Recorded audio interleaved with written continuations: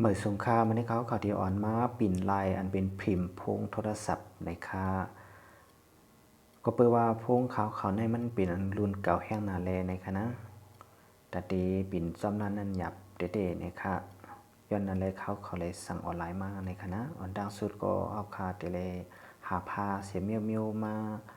ลองไว้ดังเติมมันนะคะมาสื่อไว้ดังเติมมันเนี่ยนะคะดีกันแตกในคณะเอาแล้วก็ขับมาวางพงเขา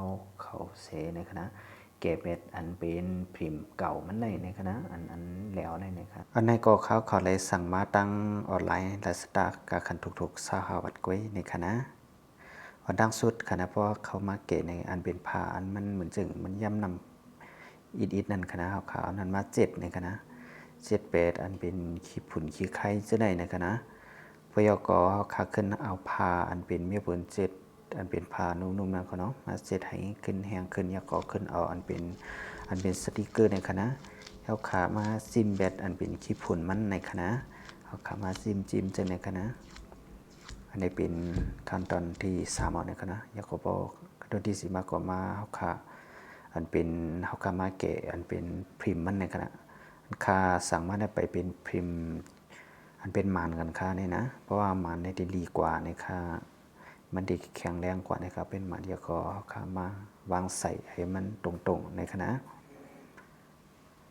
เพราะว่าเขาคาวางใส่ตรงๆอย่างนี้ก็คำมาเด็กแล้วก็มันหลุดในคณะแล้วก็สั่งว่ามันตึกหันมันจะหนังลม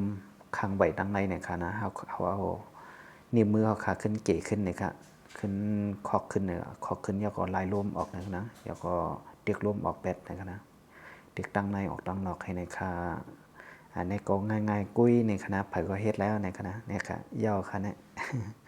มันตั้งหลายพวงใหม่เนี่ยก็อย่าเข้ามาเสร็จเพราะว่าพวงเฮาคาเป็นรุ่นเก่าในคณะเป็นซากเก่าในคณะปุ่นตาได้กว่าปิ่นพิมพ์มันดีซ้อมลั่นนั่นดีอับเต้ๆในคณะปุ่นตาให้มันมาย่าเอาให้มันมาตรงเอาอันเป็นพงเฮาคานั่นหยับเต้ๆในคาย้อนนั่นแหละในสั่งว่าเฮาคาสั่งออนไลน์นี่มันนำเต้ๆในเฮาคาด้วยลีแฮ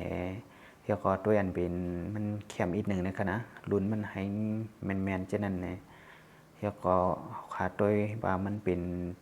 หมาน5อันเป็นซึ่งคือ5จะแนวขาดด้วยดีๆใส่สั่งมากก็ขาดอะไรย่าอันนี้มันอยู่ในคณะเพราะว่าเขาค่ากดปิ่นที่ร้านได้ก็ได้เป็น200เจ้าในคณะเพราะว่าเขาก็สั่งมาให้ปิ่นดังเขาปิ่นลายดังเขาค่ะก็สหวัดในค่ะมันพงก็ในคณะในค่ะวิโกเขาก็ซ้ำด้วยกันเลยนะอ่านกองไทยในปิ่นย่อก็ได้นะวิโกเขาให้ซ้ำด้วยก็ด้วยเขาเฮ็ดนี้ใน